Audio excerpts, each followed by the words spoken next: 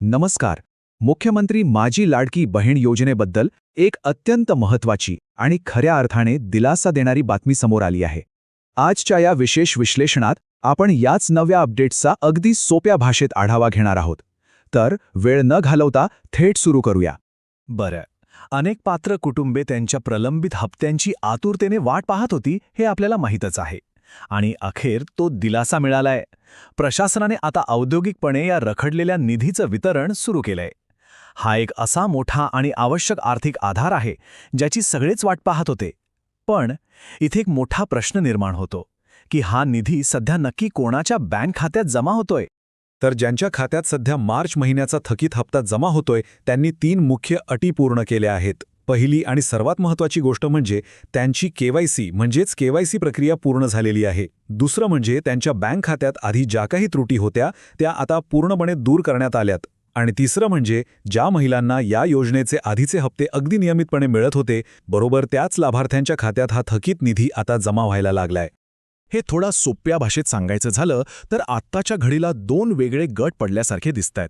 एका बाजूला अशा महिला आहेत ज्यांचे मार्चपर्यंतचे सगळे तपशील आणि केवायसी अगदी अपडेटेड होते, त्यांच्यासाठी निधीचं वाटप वेगाने सुरू आहे. पण दुसऱ्या बाजूला ज्या लाभार्थ्यांनी आपली केवायसी प्रक्रिया एप्रिल महिन्यामध्ये पूर्ण केली आहे किंवा ज्यांच्या खात्यातल्या तांत्रिक अडचणींमुळे त्यांना आधीचे हप्ते मिळालेले नाहीत, त्यांचा निधी अजूनही वितरित झालेला नाही. त्यांची स्थिती सध्या पेंडिंग आहे. आता ज्यांचे हप्ते पेंडिंग आहेत त्यांनी अजिबात काळजी करू नये, कारण प्रशासनाकडून एक अत्यंत महत्त्वाचं आणि दिलासादायक आश्वासन देण्यात आले.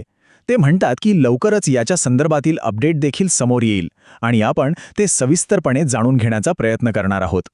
याचा सरळ आणि सोपा अर्थ असा की एप्रिलमध्ये केवायसी केलेल्या किंवा खात्यात त्रुटी असलेल्या लाभार्थ्यांवर प्रशासनाचं पूर्ण लक्ष आहे आणि लवकरच त्यांच्यासाठीही पुढची प्रक्रिया सुरू होणार आहे. मग या सगळ्या माहितीचं मुख्य सार काय?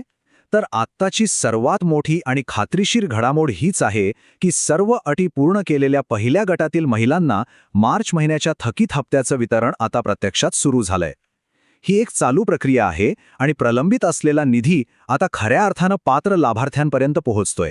आणि शेवटी आपण एका अत्यंत महत्त्वाच्या प्रश्नापाशी येऊन थांबतो. एप्रिल महिन्यातील लाभार्थ्यांसाठी पुढचा अधिकृत अपडेट नक्की कधी जाहीर होणार? प्रलंबित हप्ते असणाऱ्या सर्वांनाच या एका प्रश्नाच्या उत्तराची प्रतीक्षा आहे. जसजशी या योजनेची अधिकृत माहिती उपलब्ध होईल तसतसं तिचं स्पष्ट आणि तटस्थ विश्लेषण आम्ही नक्कीच पोचवू. तोपर्यंत अशाच महत्त्वाच्या अपडेट्ससाठी नक्की जागरूक रहा. आजच्या या विश्लेषणात सहभागी झाल्याबद्दल मनपूर्वक धन्यवाद.